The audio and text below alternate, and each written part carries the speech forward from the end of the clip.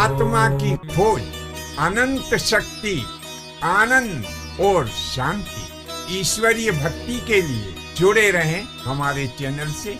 आपका अपना चैनल गुरु अशोक तिवारी, लाइक और सब्सक्राइब करना ना भूलें। धन्यवाद। जय माता की, जय परशुराम। परमार वंश में एक बड़े ही प्रतापी नरेश हुए हैं जिनका नाम था वीर विक्रमादित्य। महाराज वीर विक्रमादित्य ने उज्जैन को अपनी राजधानी बना करके और इस पवित्र भारत भूमि के ऊपर शासन किया है। इन्हीं की 10वीं पीढ़ी में एक और प्रतापी राजा हुए हैं जिनका नाम था महाराजा भोज। भोज के बारे में कहा जाता है कि यह एक बहुत बड़े वास्तुविद, ज्योतिषाचार्य और चिकित्सक थे। कहते हैं कि इन्होंने विंध्य क्षेत्र में एक बड़े भारी सरोवर का निर्माण कराया था। इस सरोवर को उस समय भोज सरोवर या कहीं कहीं पर इसका नाम भीमकुंड भी था। अब इस सरोवर के निर्माण की राजा भोज को क्या आवश्यकता पड़ गई थी? तो कहते हैं कि राजा भोज को कोई एक ऐसी बीमारी हो गई थी, कोई एक ऐसा असाध्य चर्म रोग हो गया था जो ठीक नहीं हो रहा था। तो ज्योतिषियों ने और वैद्यों ने सलाह दी कि यदि 108 धाराओं के जल का सम्मिश्रण करके और आप उसमें स्नान करें और भगवान शंकर जी का अभिषेक करें तो आपका रोग दूर हो सकता है। तो राजा भोज ने ऐसी जगह का सर्वे कराया। तो ऐसी जगह उन्हें भोजपुर के पास में मिली। अब उसमें 107 स्रोत तो मिल गए थे, लेकिन 108वां स्रोत नहीं मिल पा रहा था। तो कहते हैं कि उनके मंत्री कल्याण सिंह जी महोदय ने एक नदी को खोजा जिसे आजकल कलियासोत कहते हैं। तो कलियासोत को इस भोजपुर सरोवर में मिलाने के लिए एक बड़ी ही मजबूत दीवार उठाई गई और उसका मार्ग परिवर्तित कर दिया। इस प्रकार से भोजपुर के पास में एक बड़ा ही विशाल सरोवर का निर्माण हो गया।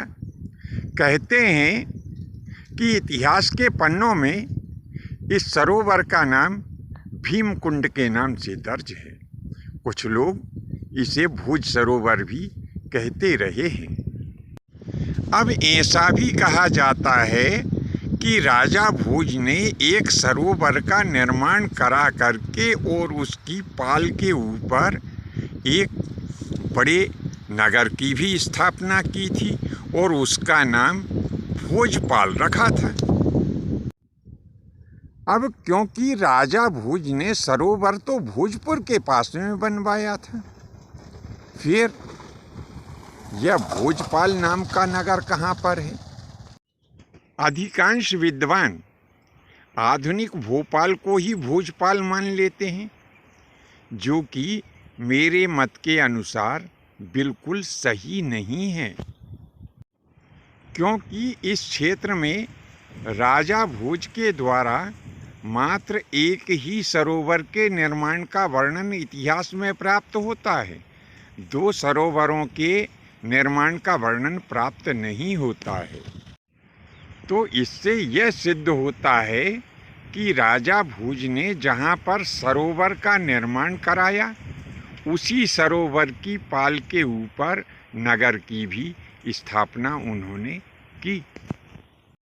मैं अपने विचार मनवाने के लिए किन्हीं भी सज्जनों को बाध्य नहीं कर रहा हूँ। यह मेरे अपने निजी विचार हैं जो मैं अपने सभी दर्शकों की सेवा में प्रस्तुत कर रहा हूँ।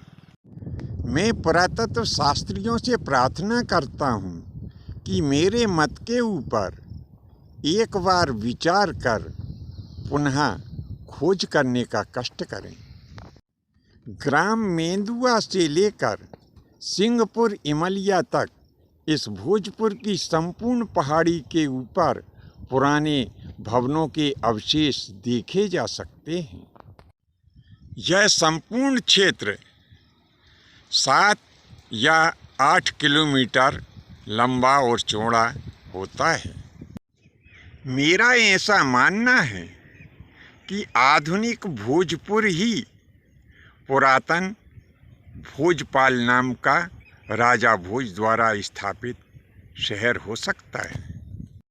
यह उस समय भी अलग अलग खंडों में बसा हुआ था। इसका प्रथम खंड वर्तमान में ग्राम मेंदुआ के नाम से जाना जाता है।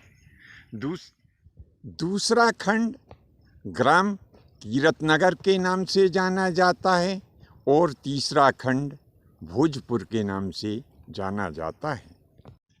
बीच बीच में जल भराव के कारण जो झीलें निर्मित हो गई थी, उसी के कारण इस शहर को झीलों का शहर भी कहते थे।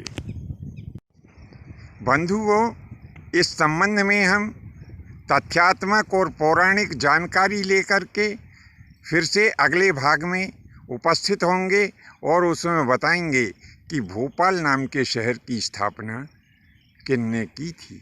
आज के लिए बस इतना ही। जानकारी आपको कैसी लगी, शेष अगले भाग में फिर कभी आपकी सेवा में उपस्थित होने का सौभाग्य निश्चय ही हमें प्राप्त होगा। इसी आशा और विश्वास के साथ में आज्ञा दीजिए। धन्यवाद। जय माता की, जय परशुराम जी।